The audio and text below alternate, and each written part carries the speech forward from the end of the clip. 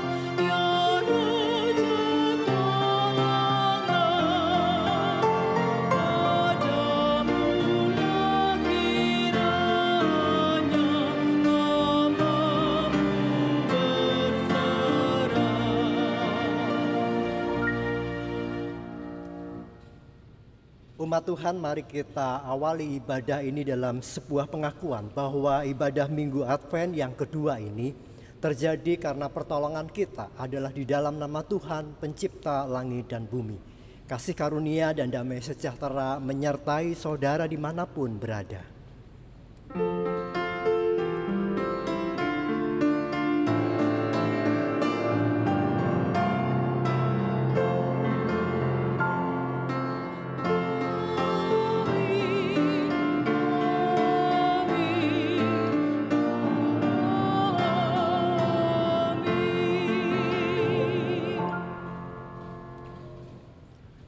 Umat Tuhan yang terkasih, di dalam keheningan marilah kita merendahkan diri dan membuka hati untuk memasuki Minggu Advent yang kedua. Mari kita kembali menghayati perkataan Nabi Yesaya. Lihatlah, aku menyuruh utusanku mendahului engkau. Ia akan mempersiapkan jalan bagimu. Ada suara orang yang berseru-seru di padang gurun. Persiapkanlah jalan untuk Tuhan. Teruskanlah jalan baginya.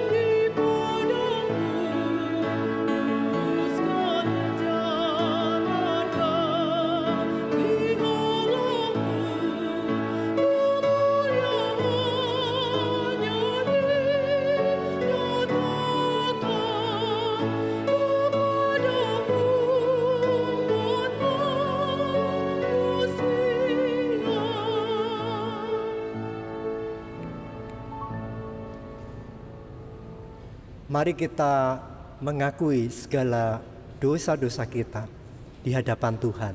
Kita berdoa. Ya Allah, Sang Sumber kehidupan, penyelamat kami. Hari ini Tuhan, kami datang ke hadirat-Mu. Kami mengucap syukur meski hingga memasuki Advent yang kedua ini. Kami masih beribadah secara online. Dan biarlah itu tetap menjadi anugerah pemberian yang terbaik di masa pandemi ini.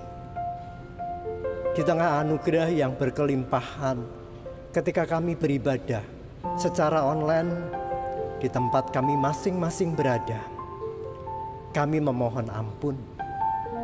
Karena kami lupa bahwa sejatinya di masa Advent ini adalah sebuah tahun yang baru di kalender gerejawi, di kalender peribadatan milik Tuhan. Kami terlalu takut, kami terlalu gelisah, dan bukan kedatangan Tuhan yang kami persiapkan. Kami mempersiapkan hati, pikiran, tenaga kami untuk kenormalan baru. Kami terus menanti-nanti vaksin yang belum kunjung datang. Maka ampuni keterbatasan dan kerapuhan kami. Biarlah kami kembali bersiap diri memasuki tahun baru kalender gerejawi ini dengan tetap bersukacita, dengan tetap penuh haru. Karena kami tahu bahwa Tuhan juga terus menganugerahkan kami damai sejahtera yang jauh melampaui akal kami. Maka satukanlah kami dengan karya kasih-Mu, supaya kami lebih mampu dan mau lalu berani untuk melangkah di kehidupan ini. Kami berdoa hanya di dalam nama Tuhan Yesus Kristus. Amin.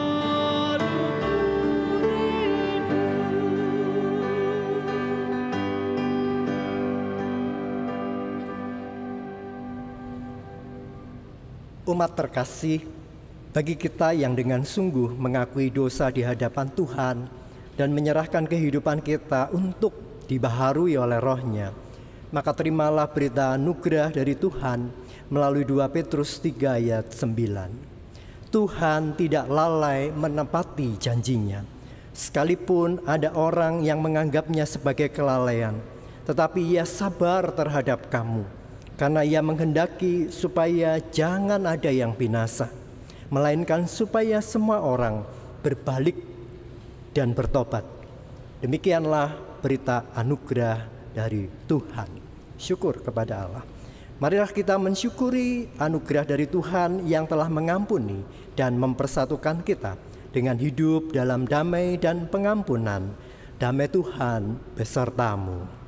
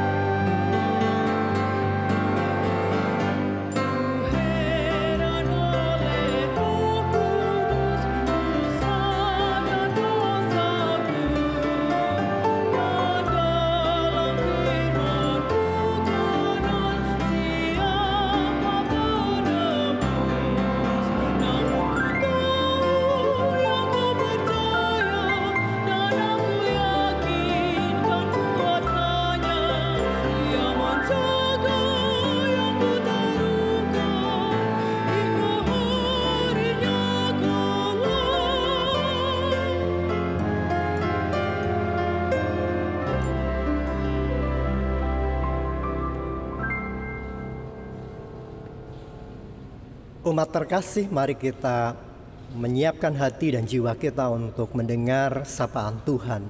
Kita berdoa. Ya Allah Roh Kudus, di Advent yang kedua ini, dengan penuh antusias kami mau belajar untuk meneladan Yohanes Pembaptis, supaya kami sungguh-sungguh mengerti porsi persiapan kami tidak melulu di dunia ini, tetapi sungguh-sungguh mengarah kepada Tuhan. Karena kami berdoa hanya di dalam nama Tuhan Yesus Kristus. Amin. Yohanes Pembaptis dipakai Tuhan untuk membuka jalan bagi Mesias dengan menyerukan seruan pertobatan kepada umat. Maka marilah kita mendengarkan Injil Tuhan Yesus Kristus dalam Markus pasal 1 ayat 1 sampai dengan 8, seperti yang diceritakan dalam video berikut ini.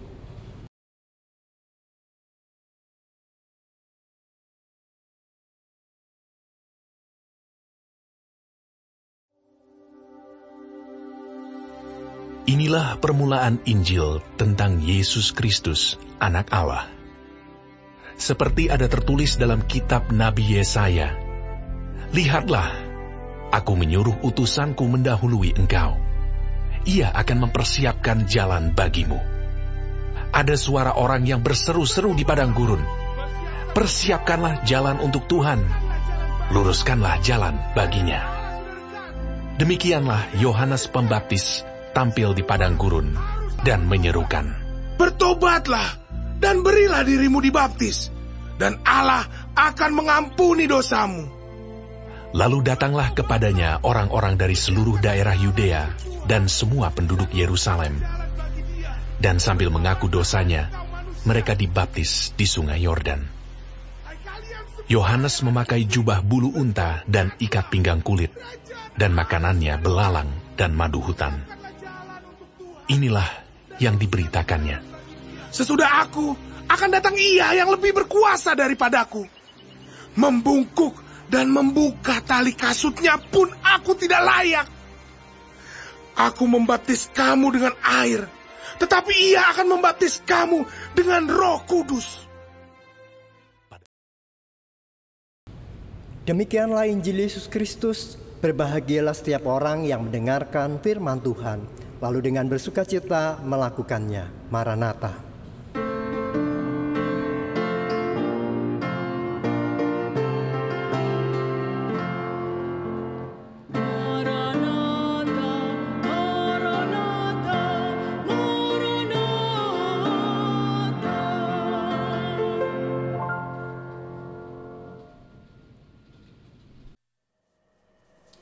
Kenaikan sampai setengah 4 kemudian COVID-19 ini akan berakhir.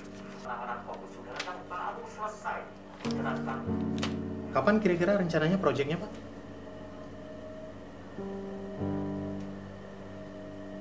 Tahun depan ya.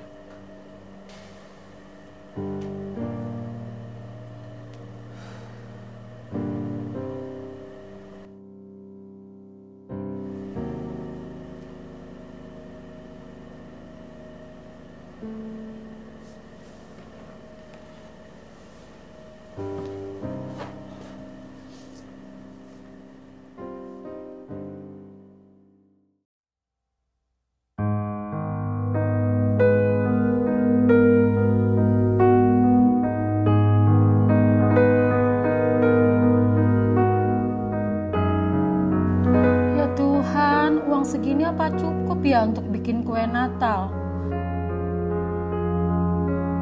Kasihan ayah dan anak-anak, udah lama mereka tuh hanya di rumah aja. Gak ketemu teman-teman sekolahnya, gak ketemu teman-teman sekolah minggunya. Dan Natal pun pasti juga hanya di rumah aja. Masa sih tetap gak ada kue Natal? Pohon Natal juga sudah lapuk. Mana duluan yang harus kusiapkan?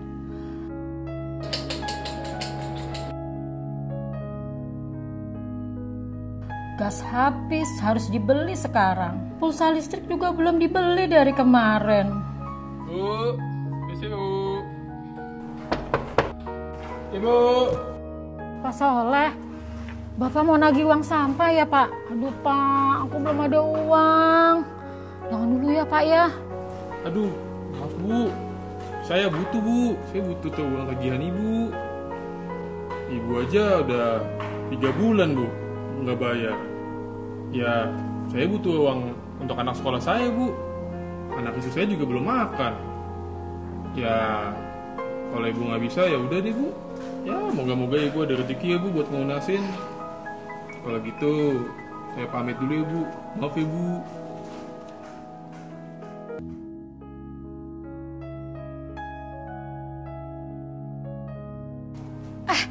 Pak Soleh, sini.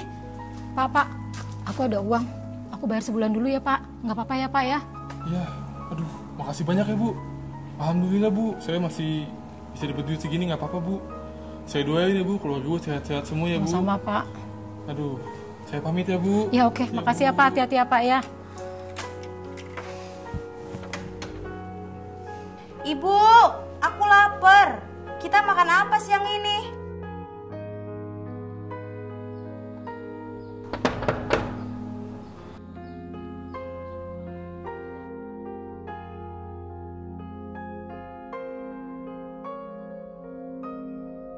Ya ampun, ini siapa yang datang lagi sih? Tagihan apa lagi ya? Ya Tuhan. Mas, mau ngapain lagi? Mau nagih apa lagi nih? Enggak Bu, maaf Bu, saya cuma mau ngirim paket dari Bu Fiona, katanya sih buat Ibu. Kalau gitu saya duluan ya Bu. Makasih ya Bu. Oke, ya udah, makasih ya.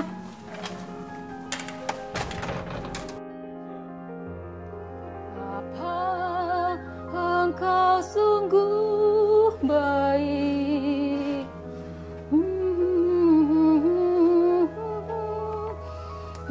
Waduh, ada makanan enak dari Ibu Majelis. Puji Tuhan, haleluya. Pertolongan-Mu ya Tuhan selalu tepat pada waktunya. Ini enak pasti makanannya. Anak-anak, yuk makan, ada makanan enak ini.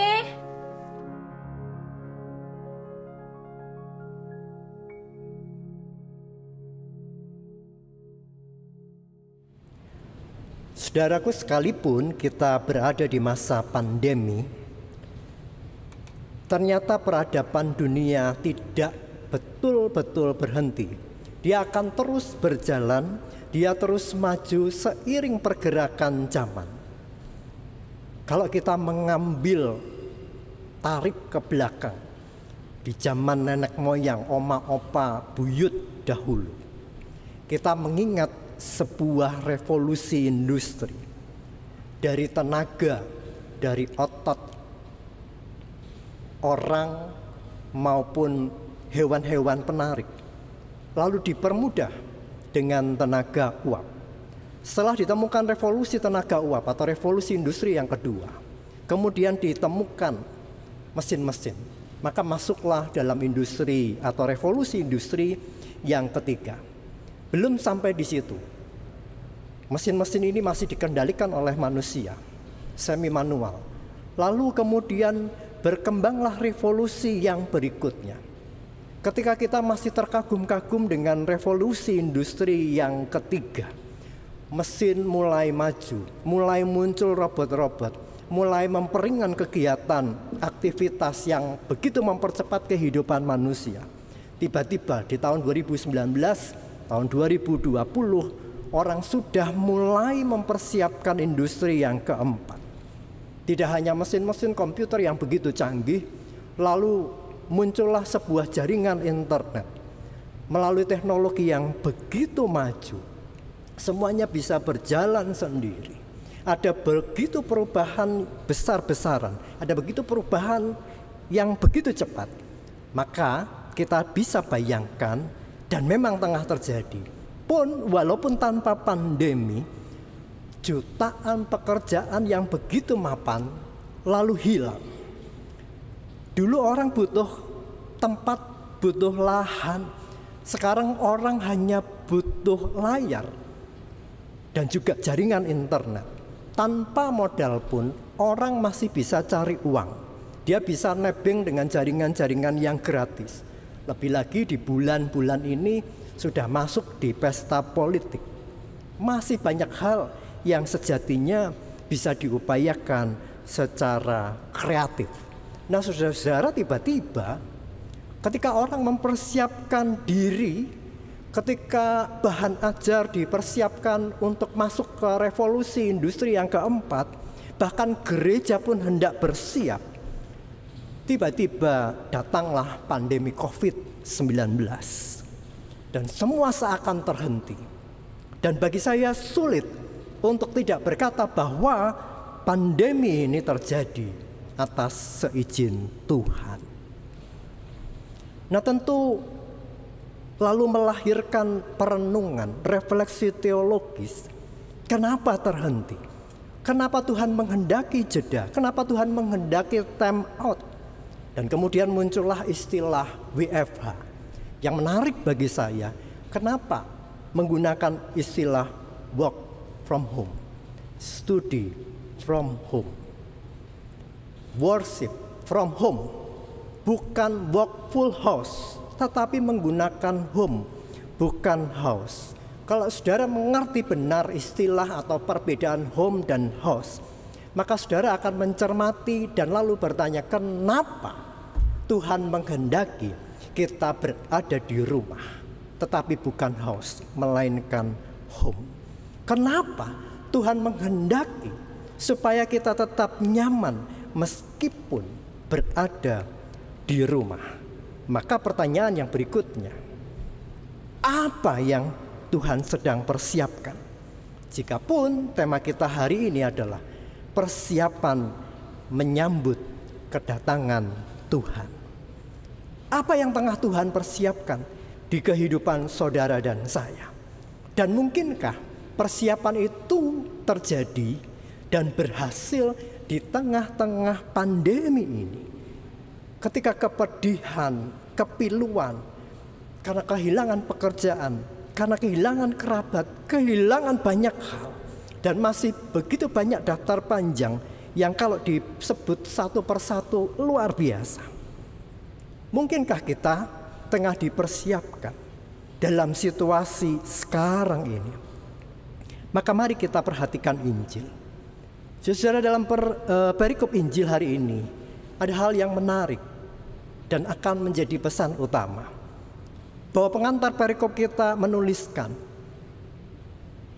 Injil pasal 1 ayat 1, inilah permulaan Injil tentang Yesus Kristus, Anak Allah. Inilah permulaan tentang siapa, saudara? Tentang Yesus. Tetapi pertanyaannya adalah, apakah yang diceritakan di sana adalah tentang Yesus dari lahir sampai dewasa? Ternyata bukan, melainkan Yohanes Pembaptis. Nah, saudara, bukankah ini menarik? Yang disorot oleh Injil adalah pribadi Yohanes Pembaptis lebih dulu, bukan Yesus. Dan kalau kita perhatikan struktur atau sistematika Injil Markus yang mengisahkan pribadi Yohanes Pembaptis seperti berikut. Bahwa yang pertama, dia sebagai utusan yang tengah mempersiapkan jalan Tuhan. Lalu dia hidup ugahari, hidup sederhana, seraya menyuarakan pertobatan di padang gurun. Hidup sederhana, apa yang ada di sana, baik pakaian dengan bulu onta, ikat pinggang kulit, belalang, madu hutan, dan seterusnya. Itu yang ia kenakan dan itu yang ia makan.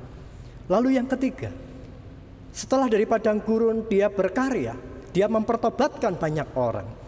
Lalu membaptis di Sungai Yordan, setting tempat yang berbeda. Dan yang terakhir tentu dia memproklamirkan Mesias sejati, bukan ketenaran diri. Nah, saudara, mari kita pertajam. Ia tampil di padang gurun, hidup di sana, lalu kemudian berkarya di Sungai Yordan, lalu memberitakan tentang Mesias. Konon kabarnya adalah ketika dia berteriak di padang gurun, ini merupakan sebuah gambaran bahwa Yohanes sebetulnya tengah tinggal di tempat yang begitu bising, ramai, dia sudah berseru-seru, tetapi tidak ada satupun yang mendengar. Dia memilih menyepi, lalu mencoba mendengarkan suara Tuhan. Lalu berkelanjutan, berkarya di Sungai Yordan. Nah, saudara-saudara, kalau kita cermati lebih dalam lagi, nampaknya ada sebuah pola yang sama antara kehidupan umat di Perjanjian Lama dengan kehidupan Yohanes Pembaptis. Pola yang seperti apa? Polanya adalah seperti ini. Di padang gurun, lalu Sungai Yordan, lalu menuju ke tanah terjanji. Nah, apa maksudnya? Mengapa Yohanes Pembaptis sesaat tinggal di padang gurun? Bukan sebatas supaya dia bisa menyepi. Bukan sebatas dia tengah mempersiapkan untuk karya yang besar dengan hidup bertarak. Tetapi hal ini menunjukkan kepada kita bahwa Yohanes telah dinubuatkan sebelumnya. Ingat, di awal perikop disebut seperti ada tertulis dalam kitab Nabi Yesaya, lihat, aku menyuruh utusanku mendahului engkau, ia akan mempersiapkan jalan bagimu. Siapa itu? Orang yang berseru-seru di padang gurun.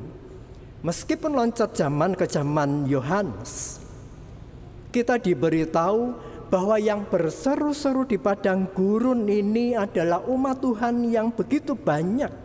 Kehidupan yang secara komunitas, kehidupan bersama. Jadi kalau di padang gurun kita diberitahu ada umat Tuhan yang berseru-seru. Tetapi juga ada yang bersungut-sungut. Ada yang baik dan ada yang tidak. Dan Yohanes Pembaptis menjadi representasi umat, tetapi umat yang baik. Berseru-seru, ada banyak orang di sana. Nah, inilah yang menjadi keistimewaan tulisan Injil. Yohanes adalah representasi umat yang mewakili umat, antara yang taat dan yang tegar tengkuk, antara yang bebal dan yang memberitakan kabar sukacita. Padang gurun. Nah, lalu kemudian yang selanjutnya adalah tentang Sungai Yordan. Kita tahu bahwa di Sungai Yordan itulah Yohanes berkarya, Yohanes mempertobatkan banyak orang, Yohanes selalu membaptis banyak orang. Tetapi ingatkah kita bahwa Sungai Yordan itu adalah sebuah tempat transisi antara padang gurun di mana 40 tahun umat Tuhan menuju ke tanah terjanji. Dan ingatkah kita ketika kepemimpinan Musa digantikan oleh Yosua, Yosua lalu memproklamasikan imannya, ketaatannya kepada Tuhan. Dan di zaman Yohanes, nampaknya Sungai Yordan ini menjadi sebuah masa antara juga. Tetapi di sana ada Sang Juru Selamat, di sana ada Yesus Kristus, ada encounter, titik temu antara yang insani dan yang ilahi. Dan kita pun tahu apa makna baptisan Yesus yang tengah digemakan oleh Alkitab. Dari titik temu itu kita mengetahui bahwa Allah tengah berempati kepada manusia yang mewujud dalam Yesus Kristus yang tidak berdosa dibuat menjadi berdosa. Dia menyerahkan diri untuk dibaptis, lalu mengingatkan kita tentang penderitaan salib yang harus dia tanggung. Di mana itu? Di Sungai Yordan. Ada titik temu, ada encounter antara Allah dan manusia. Dan di sini lalu kita diingatkan, perjalanan belum usai, mesti berbondong-bondong berziarah ke Kanaan yang baru. Tetapi perjumpaan inilah yang menguatkan, bukan upaya manusia, bukan upaya Yohanes yang membaptis dengan air, melainkan dengan Roh Allah sendiri melalui Yesus Kristus. Kita dipanggil bersama Yesus berbondong-bondong ke Kanaan yang baru. Dan itulah yang tengah kita persiapkan. Maka mari kita tarik di kehidupan kita saat ini. Ada sebuah pergulatan hidup, ada gejolak yang luar biasa di padang gurun kehidupan kita sekarang ini. Bahwa visualisasi drama tadi hendak mengajarkan bagaimana kita bersikap. Betapa seorang ibu rumah tangga yang begitu frustasi dengan berbagai-bagai kebutuhan hidup, dengan berbagai-bagai kebutuhan rumah tangga, lebih lagi di masa pandemi ini. Hari ini kita diingatkan, diajar, semua merasakan hal yang sama, semua stres, semua takut, semua khawatir, tetapi melalui encounter, melalui perjumpaan Allah yang menguatkan, maka ibu tadi dibukakan pandangannya lebih luas.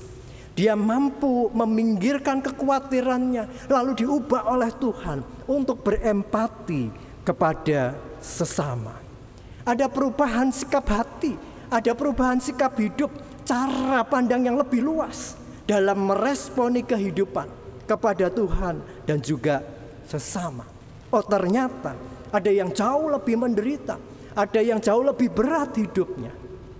Saudaraku, dalam pergumulan batin yang demikian, malah Tuhan memberkati dengan caranya yang unik, yang tidak diduga oleh ibu tadi. Sekali lagi, tidak diduga. Artinya apapun yang kita lakukan, sikap hati kita tidak bertujuan supaya kita diberkati. Kita bersyukur, kita sungguh sadar bahwa sejatinya terus-menerus Tuhan memberkati kita. Itulah yang harus menjadi sikap hati kita ketika kita mempersiapkan kedatangan Tuhan.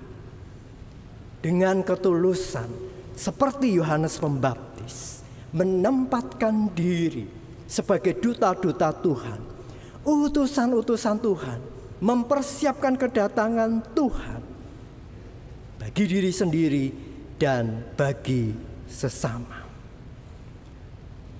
Hari ini kita diingatkan bahwa kita ada di masa titik temu, encounter Sang Juru Selamat dengan karyanya dahulu hadir di kehidupan kita.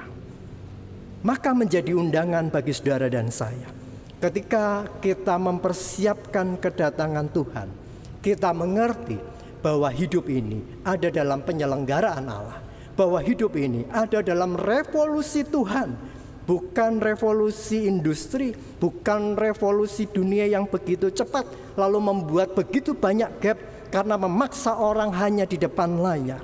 Orang makin egois, seolah semua direvolusi. Tetapi di sisi lain dengan pandemi COVID-19, peristiwa pahit, pedih dipakai Allah untuk menyelenggarakan, menyegarkan kehidupan manusia yang tengah bergelut di padang gurun kehidupan ini. Nah, oleh sebab itu saudara-saudara, kita dipanggil. Ketika kita mempersiapkan kedatangan Tuhan, adakah persiapan-persiapan kita mengutamakan hati, mengutamakan batin, tidak mengedepankan lahiriah?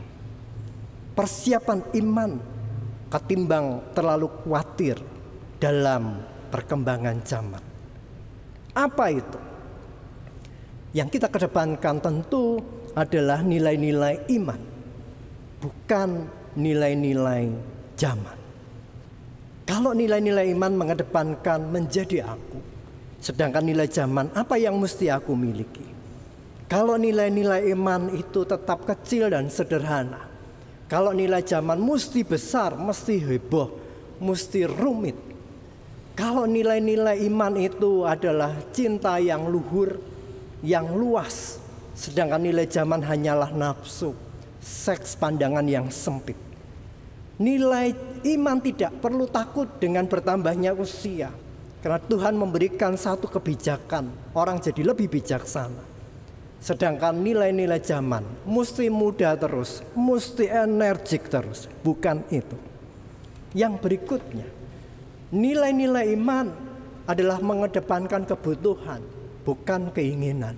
Nilai-nilai iman seperti Yohanes dengan bulu onta, dengan belalang, dengan madu hutan, lokal, bukan branded yang dikedepankan atau impor. Nilai-nilai iman kooperasi Yohanes dengan sepupunya. Gereja Tuhan dalam sebuah komunitas, bukan kompetisi. Nilai-nilai iman tentu mengedepankan kualitas, bukan yang macam-macam, begitu bervariasi, tetapi kosong karena hanya bungkusnya. Maka yang berikutnya nilai-nilai iman lebih mengedepankan hasil atau isi, bukan bungkus atau penampilan. Nilai-nilai iman mengedepankan orientasi pada sesama. Dan kita tahu bahwa nilai-nilai zaman lebih mengutamakan diri sendiri. Nilai-nilai iman mengingatkan bagaimana menyelamatkan, bagaimana merengkuh. Tetapi nilai-nilai zaman yang penting aku bisa pakai. Nilai-nilai iman terus mengingatkan bagaimana kita memberi, bagaimana kita berbagi. Tetapi nilai-nilai zaman kita mesti hati-hati. Semuanya selalu ingin mengambil, ingin memakai, ingin memanfaatkan. Maka menjadi panggilan kita dengan penuh syukur, dengan tetap bersemangat, kita terus mempersiapkan Tuhan, kedatangan Tuhan. Sadar, disadari ataupun tidak, waktu terus berjalan. Mari kita menjalankan panggilan Tuhan, mempersiapkan jalan Tuhan di padang gurun kehidupan, tetapi di dalam anugerah Allah lewat pembaptisannya. Kalau firman Tuhan katakan ratakan tanah yang bergelombang, gunung-gunung persoalan, kita diingatkan itu bukan kita, tetapi Allah sendiri yang hadir, yang melawat. Bukankah kita bersyukur akan hal ini? Maka mari kita bergandeng tangan, tetap mengedepankan nilai-nilai iman, tidak bersungut-sungut dengan gunung persoalan, padang gurun kehidupan, tetapi kita terus berjalan dengan cinta Tuhan. Maka tetaplah dengan anugerah Tuhan kita menyongsong masa depan yang lebih baik, menuju tanah terjanji, ke Kanaan yang baru, yang berlimpah susu dan madunya. Amin. Kita mengambil saat hening.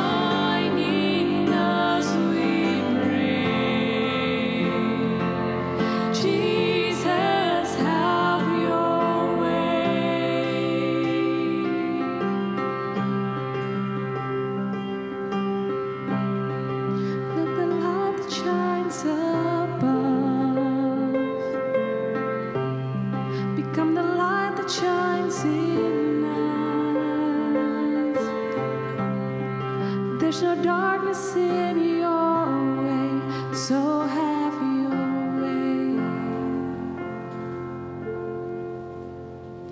Lord, have your way.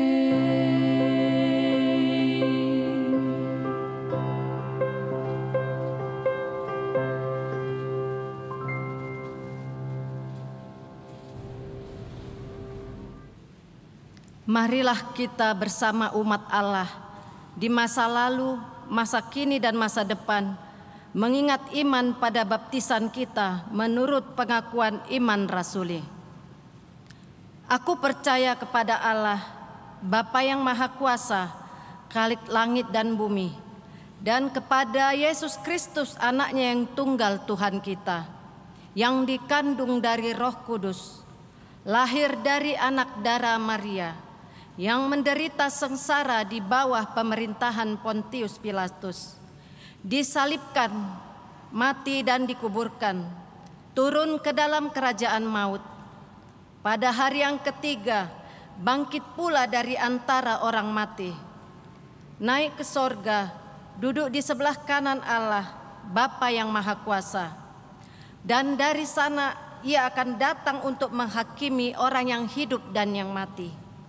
Aku percaya kepada Roh Kudus, gereja yang kudus dan am, persekutuan orang kudus, pengampunan dosa, kebangkitan orang mati, dan hidup yang kekal. Amin. Bersama kita menaikkan permohonan kita di dalam doa. Kita berdoa. Ya Allah yang kudus, di Advent yang kedua ini, kabar baik-Mu terus memberikan kami semangat untuk kami bersyukur mempersiapkan jalan Tuhan dengan tidak gentar.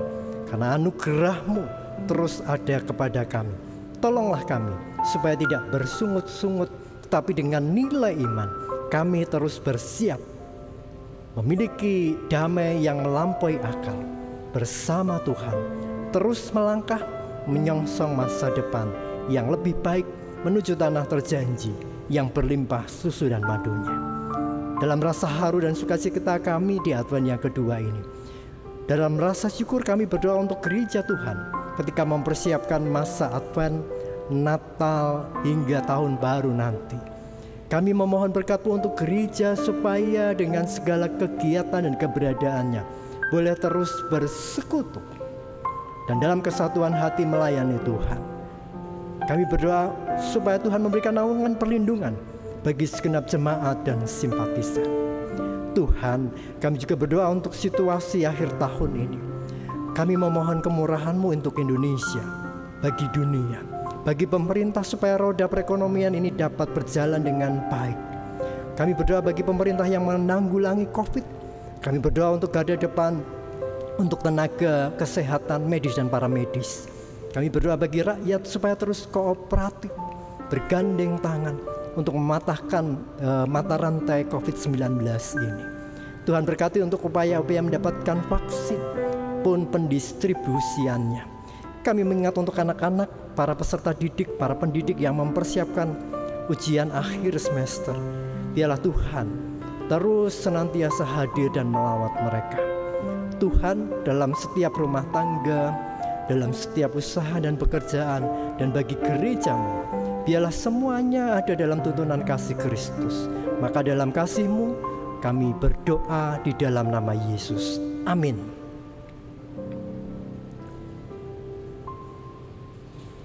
Marilah kita menyatakan syukur kepada Tuhan dengan membawa persembahan, dengan mengingat pada firman Tuhan dalam Roma 12 ayat 1.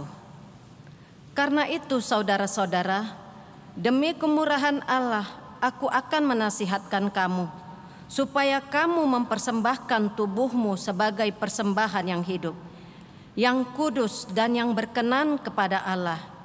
Itu adalah ibadahmu yang sejati. Bagi jemaat yang rindu untuk memberikan persembahan syukurnya, dapat mengirimkannya dengan cara transfer pada rekening GKI Cinere di Bank Mandiri dengan nomor 101 00801 44582 atau melalui scan QR Code.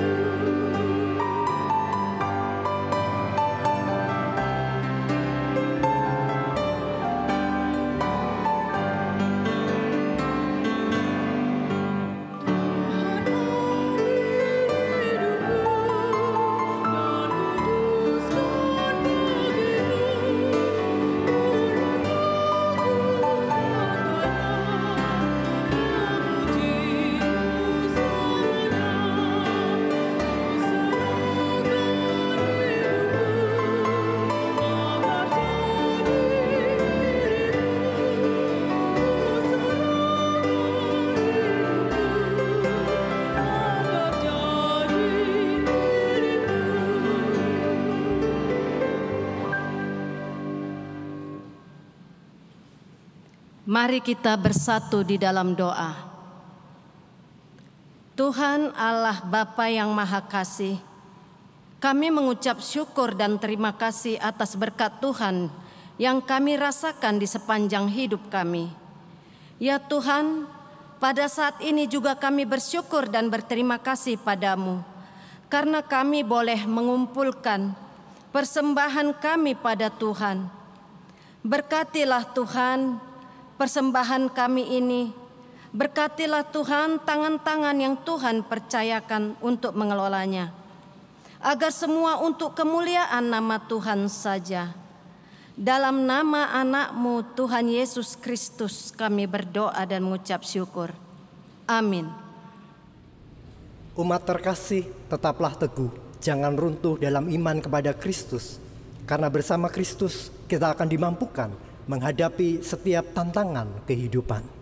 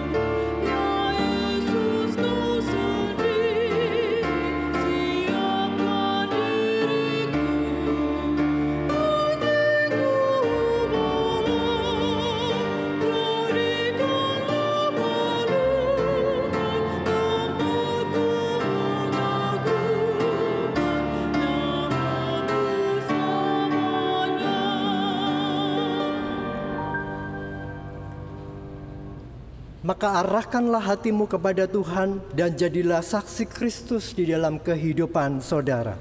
Dan sekarang terimalah berkat Tuhan. Tuhan memberkati engkau dan melindungi engkau. Tuhan menyinari engkau dengan wajahnya dan memberi engkau kasih karunia.